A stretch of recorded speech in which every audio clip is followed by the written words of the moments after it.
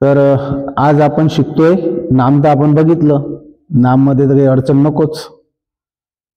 आता आपण पाहू सर्वनाम कशाला म्हणायचं. त्यासाठी आपण एक उदाहरणच घेऊ आधी. जसं तो मुलगा हुशार आहे, हे एक वाक्य घेतलं. पुन्हा एक दुसरं वाक्य घेऊ. तो हुशार मुलगा आहे. दोन्ही वाक्य सारखेच वाटते आहे की नाही.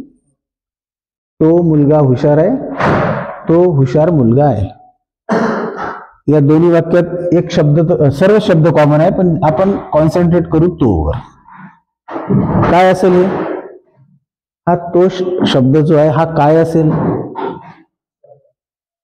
नाही, आपण शिकतोय सर्वनाम. आपल्याला लिहायचं आहे सर्वनामावर. नाम तर नाहीच आहे, हे आहेत सर्वनाम. प्रथम दर्शनी असं वाटते हे सर्वनाम, हे सर्वनाम. जर तुम्हाला हा पहिला वाक्य दिलं असेल आणि जर उत्तर सर्वनाम दिलं तर गेलं वाया.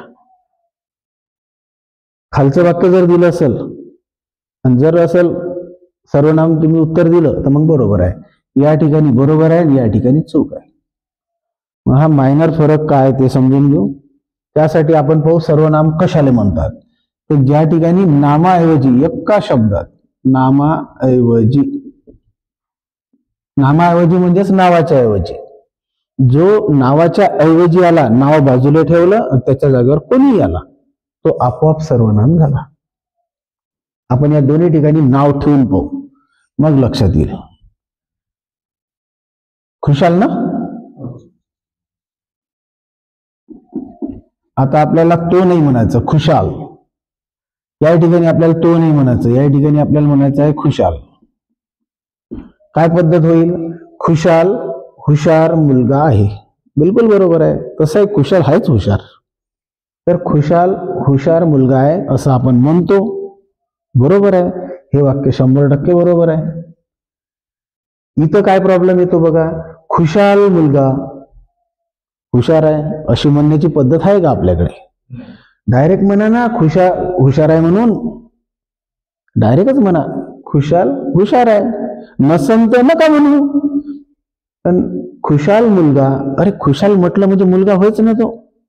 तर हे वाक्य म्हणायची पद्धत नाही. खुशाल मुलगा हुशार आहे असं आपण म्हणत नसतो, ही आपली बोलायची पद्धत नाही. म्हणून हा जो तो आहे हा सर्वनाम नाही.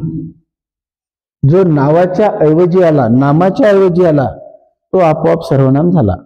या वाक्यामध्ये तो काढून टाकलं, खुशाल ठेवलं. खुशाल हुशार मुलगा आहे, ओके, झाला सर्वनाम.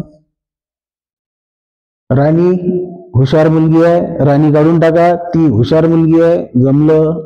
जिथं नाव टाकता येते किंवा जिथून नावाच्या ऐवजी आलेला हा शब्द, त्या ठिकाणी त्याला सर्वनाम म्हणा. नामाच्या समोर आपण 3 प्रकार म्हटलं, सर्वनामाच्या समोर आपण म्हणतोय 6 प्रकार. तर हा प्रश्न येतो, सर्वनामाचे प्रकार किती? प्रकार म्हणजे टाईप, तर ते उत्तर आहे 6. एक अजून प्रश्न येतो, सर्वनामच किती? तर सर्वनाम पुस्तकामध्ये दिल्यानुसार 9.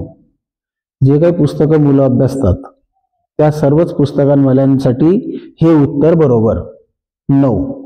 माझ्यासाठी हे उत्तर बरोबर नाही. माझ्या हिशोबाने सर्वनामाचे 11 प्रकार आहेत. MPSC आयोगाने एकदा प्रश्न केला, एकूण सर्वनामे किती? ऑप्शन मध्ये 9 होता. 1 मार्क घ्यायसाठी म्हणून 9 उत्तर दिलं. त्यानंतर लक्षात आलं की हे प्रश्नच चुकला आणि ऑप्शनच चुकले. आयोगाला समजावून सांगितलं, प्रश्न रद्द झाला. सर्वनामाचे प्रकार 11 आहेत. तर बऱ्याच पुस्तकांमध्ये आजही 9 दिलेले आहेत.